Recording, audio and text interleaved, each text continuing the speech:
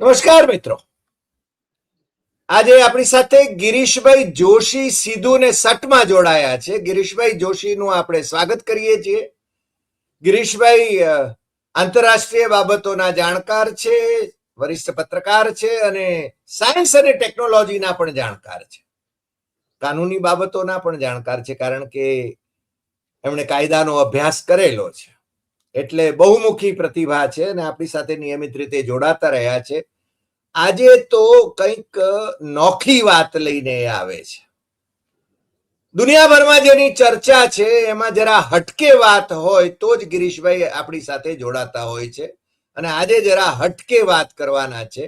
અને America Iran સાથે શા માટે આ યુદ્ધ વિરામ માટે તૈયાર થયું અને ખરેખર એ યુદ્ધ વિરામ થયો કે કેમ, એની વાત ગિરીશભાઈ આજે કરવાના છે. તો ગિરીશભાઈ, આપનું સીધું ને સટમાં ફરીને સ્વાગત. અને આપ આ જરા વિગતવાર વાત કરો, કારણ કે બધા જે ઢોલ પીટે છે એના કરતા આપ કંઈક નોખી વાત જણાવવાના છો. ગિરીશભાઈ. ધન્યવાદ હરિભાઈ. જુઓ, અમેરિકા એટલો બધો ભોળો નથી કે ઇમિડિયેટલી કોઈ સરેન્ડર જેવી પોઝિશનમાં લઈ આવે. જ્યાં ઈ ડાયરેક્ટલી વાત કરવા ઈરાન ને અમેરિકા તૈયાર નહોતા, એમાં એના 15 પોઈન્ટ ભૂલી જાઓ, પણ ઈરાનના આપેલા 10 મુદ્દાઓ પર એમ કે ભાઈ મને એમ લાગે છે કે આના પર ડિસ્કશન કરવા જેવું છે.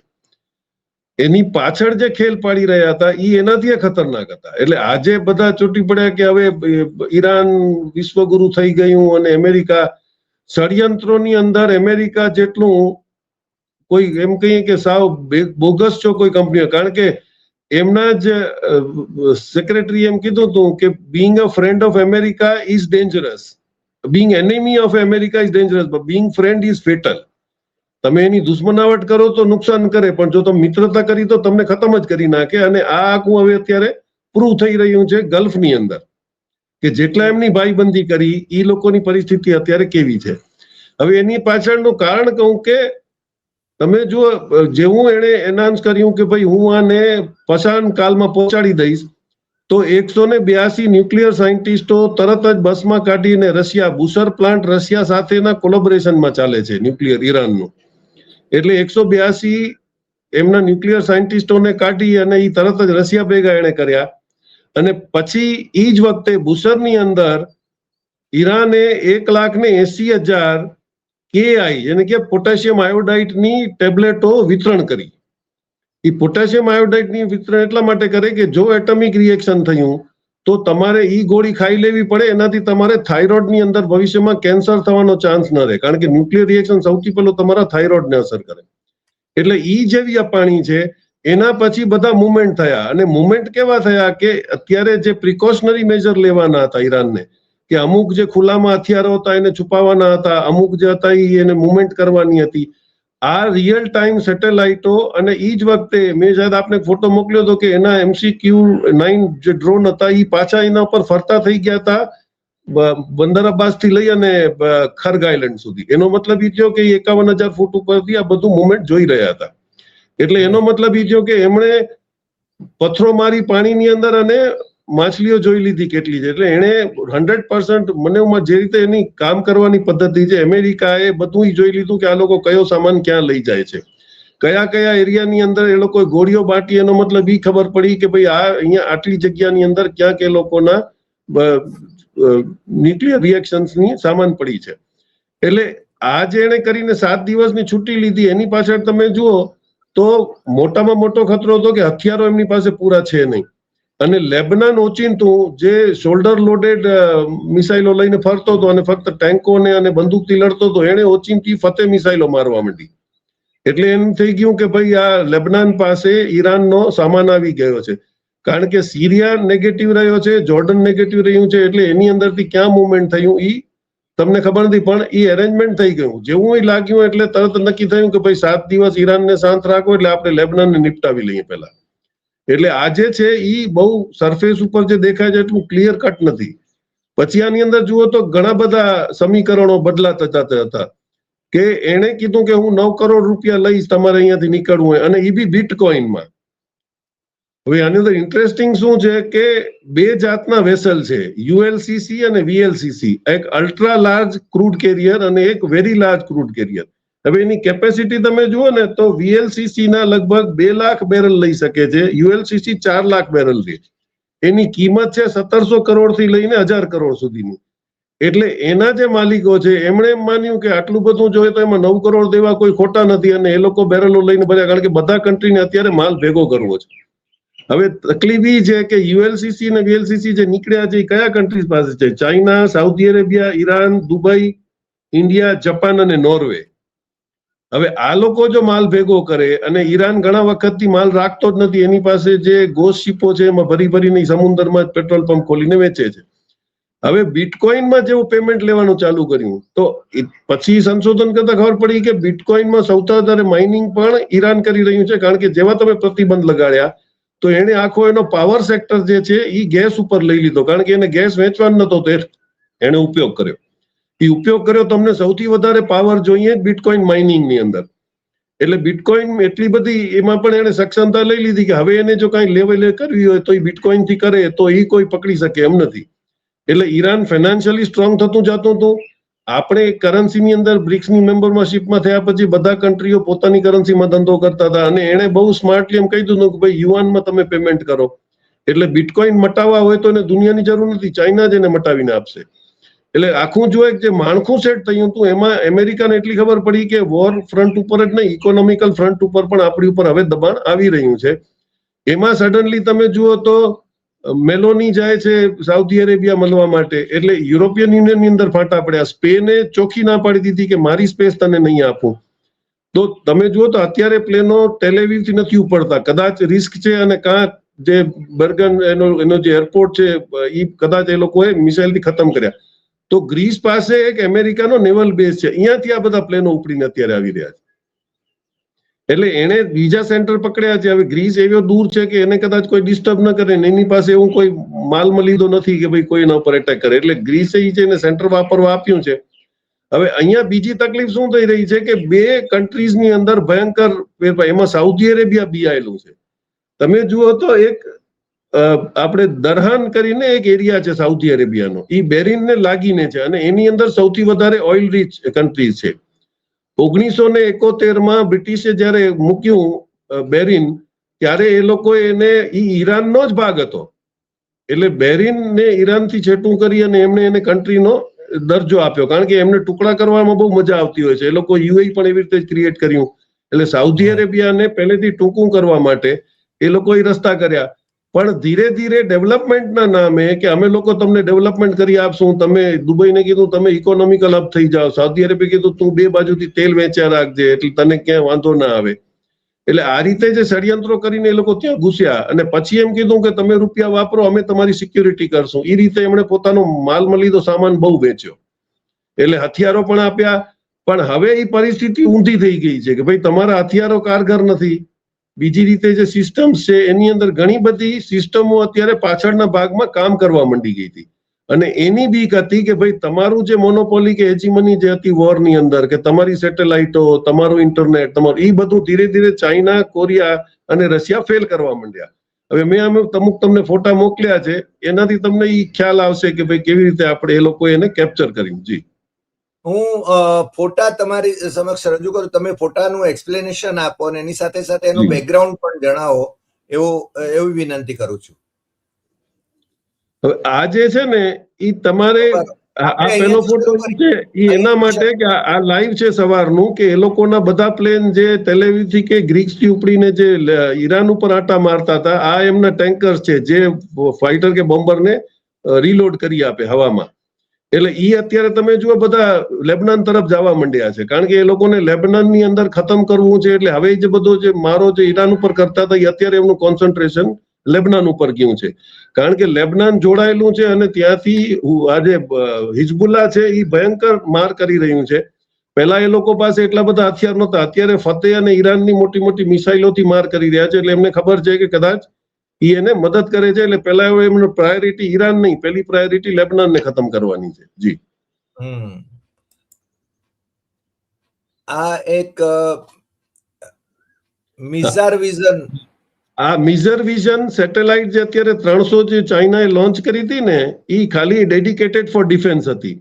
હવે તમે જુઓ તો આ જે છે એની ક્લિયરિટી એટલી બધી છે. આપને એક નેક્સ્ટ વિઝનમાં મેં આપ્યું છે કે એ ફક્ત તમારું ફોટા જ નહીં, એ તમારું એનું કયું પ્લેન છે, એનું કયું રજીસ્ટ્રેશન નંબર છે, એ ક્યાં ઊભું છે અને એક્ઝેક્ટ લોકેશન જીપીએસ ની જેમ બાયડુ થ્રુ આ તમારું મિઝાર વિઝન આપી રહ્યું છે. અને આના કારણે જ સાઉદી અરેબિયામાં ઉભેલા એમના ટેન્કરો, એમની થાર્ડ મિસાઇલો, એમના એવેક્સ પ્લેન બધા જે ઉડાડ્યા હતા પિન પોઈન્ટ થી, એ આના કારણે હતા.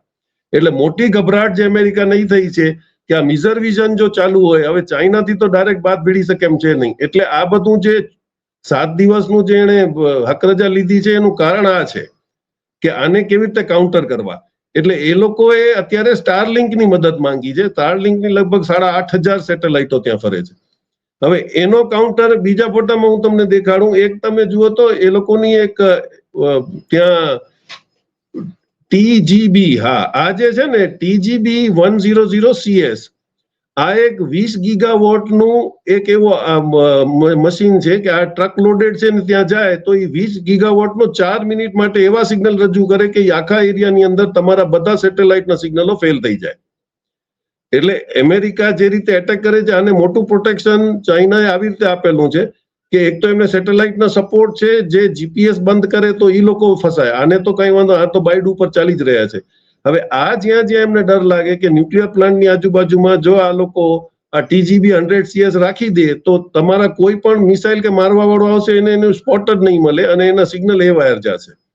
એટલે તમે જો આ બધી ગેમ અત્યાર સુધીમાં જે ઈરાનમાં સેટ થઈ એની ઇન્ફોર્મેશન આ લોકો પાસે હશે. એટલે આ લોકો આનાથી ગભરાણા છે કે ભાઈ. અને હવે આ જે છે ને આ તમે જો DF-55 આ જે છે એ 12,000 કિલોમીટર સુધીનું રેન્જનું ફાયર કરવા માટેની મિસાઇલ ચાઇનાએ એમને પહોંચાડી દીધી છે. હવે આ તમારે જેમ એમ કીધું કે ભાઈ જે અમેરિકા ઘડી ઘડી બોલતું હતું કે ભાઈ એ લોકો ન્યુયોર્ક સુધી એટેક કરે કે મારા સિટીઝ ઉપર ન્યુક્લિયર બોમ્બ મારી શકે, એનો મોટામાં મોટો ડર જે હતો આ DF, આનું નામ છે ડોંગાંગ ફેંગ. ડોંગફેંગ જે છે આ 55 નો છે. એના પછીનું એક વર્ઝન છે, એનો ફોટો મારી પાસે નથી આવ્યો, E61. અને ઈ તમે ચાઇનાના ચાઇના ડે ના દિવસે એમણે બોલ્યા હતા અને એના ફોરેન મિનિસ્ટર એમ બોલ્યું કે અમારી પાસે એક DF-61 છે. એ અમે હમણાં માર્ચમાં જ એ લોકોએ એને ડેવલપ કરી. એની અંદર 61 એટલે 60 ન્યુક્લિયર બોમ્બ છે અને એક એની અંદર એક થર્મોન્યુક્લિયર વેપન છે. એ થર્મોન્યુક્લિયર વેપન હાઇડ્રોજનનો છે. એટલે હાઇડ્રોજનનો, અને એના ફોરેન મિનિસ્ટર એમ બી કીધું કે ભાઈ હાઇડ્રોજનનો બોમ્બ અમારી પાસે છે અને એનો તોડ દુનિયામાં કોઈની પાસે નથી. એટલે જોવા મારે, અને એની લિમિટ 15,000 કિલોમીટરની છે. એટલે આ જો મારે તો એ જ્યાં પડશે ત્યાં હાઇડ્રોજન બોમ્બ સુરત જેટલી ગરમી પેદા કરે, એટલે ત્યાં બધું લિટરલી ઓગળી જ જાય. એટલે આજે અમેરિકા ઉપર સીધો વાર કરી શકે એનીવેર. 15,000 કિલોમીટરની રેન્જ છે એની. અને એટલો વ્હાઇટ હાઉસ પર મારવું હોય તો મારી શકે. હા, ગમે ત્યાં, ગમે એ સિટીઝ ને 15,000 કિલોમીટર નોટિકલ માઇલ્સ ની અંદર બહુ મોટો એરિયા થાય છે. એટલે આ જે ડર છે કે હવે આ બધા હથિયારો સેન્ટરમાં પહોંચી ગયા છે અને હવે ઓપનલી જ આવી ગયું છે, અને હવે ચાઇના ને રશિયા છુપાવતા નથી, એમણે કહી દીધું છે ચોખ્ખું. એટલે અત્યારે એનો જે મોટો ડર છે કે ઈરાન ઉપર એટેક મોટો થાય ને પાછળ જો લેબનાન આ બાજુ આવીને જો કરવા માટે, કારણ કે તમે જુઓ ટર્કી ન્યુટ્રલ થઈ ગયું છે, એટલે ટર્કીનો સપોર્ટ નીકળી ગયો, એને સ્પેને ના પાડી દીધી. એટલે ટર્કી અને સ્પેનની વચમાં ગ્રીસનો જે એનો સેન્ટર છે અત્યારે અહીંયાથી લોકો ઓપરેટ કરી રહ્યા છે, પણ એ બહુ મોંઘું પડે એમ છે, કારણ કે ડિસ્ટન્સ વધી જાય છે અને રિસ્ક વધી જાય, કારણ કે હવામાં ગમે અહીંયા તમને મારો પડે. પછી જે એ લોકોના પ્લેન તૂટ્યા, ભલે એમણે એમ કીધું કે અમે જ સત્યાનાશ કરી નાખી, પણ એટલું બધું વિજિલન્ટ ઈરાન હતું કે એ લોકો ગમે ત્યાં ઉતરી જાય. એક જૂનો એરપોર્ટ હતો એના પર ઉતરીને આખો ખેલ કર્યો. પણ હવે ધીરે ધીરે એક્સપર્ટ્સ એમ માને છે કે એ બચાવનો કાર્યક્રમ હતો ને, એ હતું એમને કે ન્યુક્લિયરના જે ત્યાં એ લોકો પાસે પડેલા છે એનરીચ યુરેનિયમ, એ કેવી રીતે ઉપાડી લેવું. એટલે હવે જે બધા એના ષડયંત્રો ખુલ્લા થતા જાય છે અને એના પ્લાન બધા ફેલ થતા જાય છે. એક તમારા તેલ ઉપરથી હેજીમની ચાલી ગઈ, કારણ કે બિટકોઇનમાં પૈસા લઈ અને માણસો ભરી ભરીને ઓઇલ લઈ જાય છે, પેમેન્ટ કરી રહ્યા છે યુઆનમાં. એટલે તારું ડોલર પણ જઈ રહ્યું છે, તારું હેજીમની જઈ રહ્યું છે.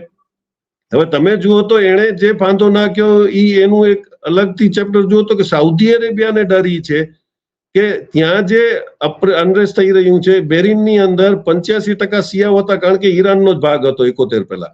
એટલે ત્યાં જે રાજાશાહીની વિરુદ્ધ જે ચાલી રહ્યું છે એ જ હાલત દુબઈની અંદર થઈ રહી છે, એ જ સાઉદી અરેબિયાની થઈ રહી છે. એટલે ક્રાઉન પ્રિન્સ માંથી હજી પ્રિન્સ રાજા બને એ ગેપની અંદર પાછો કોઈ ખેલ ન પડી જાય. એટલે એ લોકોને જે ડર હતો, અને એ લોકો અમેરિકાના ભરોસે પોતાની કોઈ દિવસ કોઈ સિક્યુરિટી રિંગ પેરેલલ ઊભી કરી જ નહીં. એટલે અત્યારે એ લોકો લાચાર છે. એટલે હવે જે સમીકરણો બદલાય છે એની અંદર કેવી રીતે ગેમ બેસશે, કારણ કે યુરોપિયન યુનિયન ખુલીને સામે નીકળી ગયું છે. હવે એ લોકો કોઈ એના ભેગા છે ને, એટલે હવે ઇઝરાયલ અને અમેરિકાની જે રીતે એક્સપર્ટ્સ ડર માનતા હતા કે છેલ્લે જો એ લોકો એમ લાગશે કે અમે મરીએ છીએ તો એ એટમિક એટેક ન કરી નાખે, એના માટે થઈને ચાઇનાએ પણ ઈરાનને પ્રોટેક્શન આપેલા છે.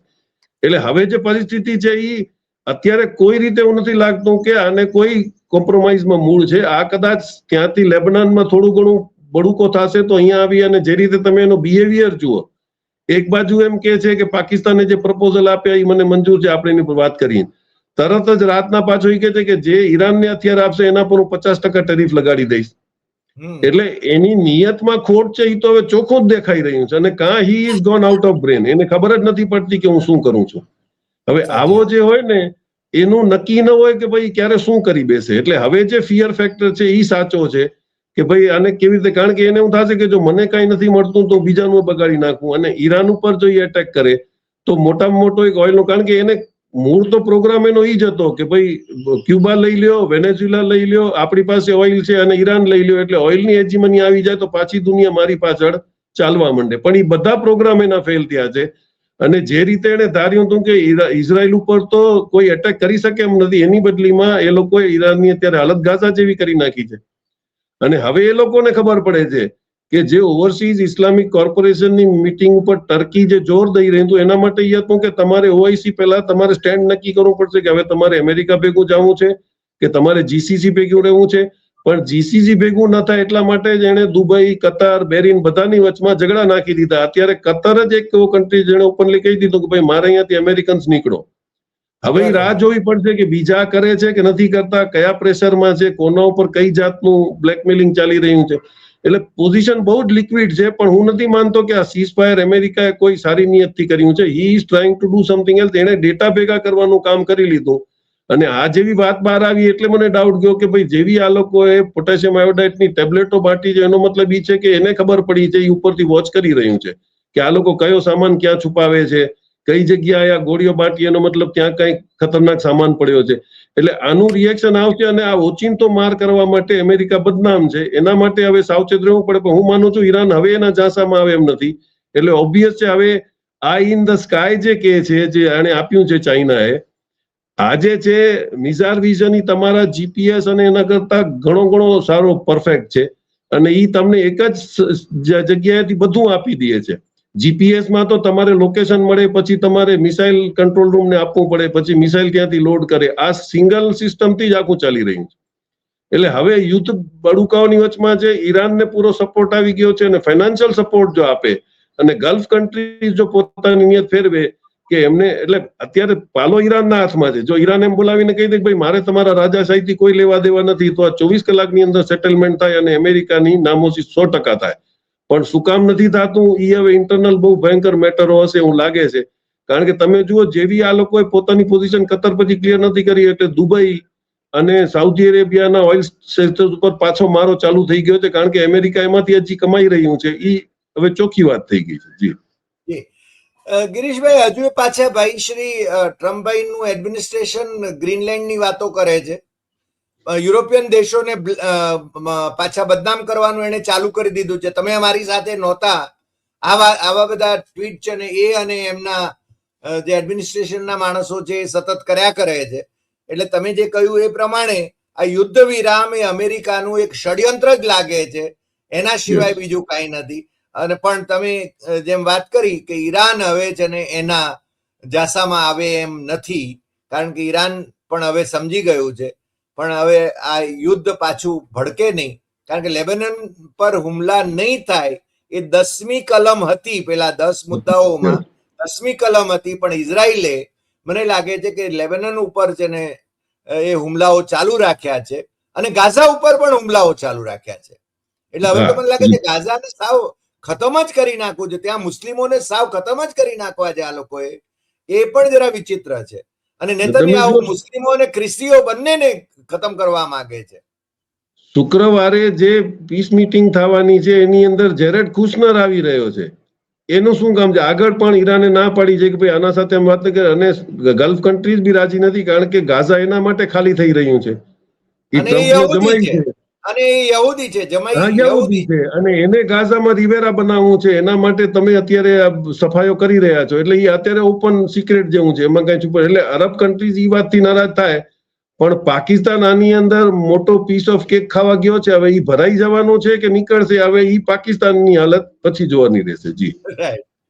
ચાલો ગિરીશભાઈ, આજે આપ અમારી સાથે જોડાયા ને બહુ જ મહત્વની વાતો આપે ઇન્ટરનલ વાતો જે કહી, આ રમત રાજ રમત કેવી છે એ માત્ર એમાં જેને પાકિસ્તાન ભરાય છે કે નહીં એ પણ એક પ્રશ્ન છે, કારણ કે પાકિસ્તાન અલ્ટિમેટલી તો અમેરિકાની કઠપૂતળી જ છે અને એ રીતે જ નાચવાનું છે. અને આપણે શું કરીશું એ પણ ખબર નથી, કારણ કે આપણો તો ભાવ પૂછાયો નથી. આજે આટલી વાત. ફરી મળીશું નવા એપિસોડમાં નવા વિષય સાથે. નમસ્કાર.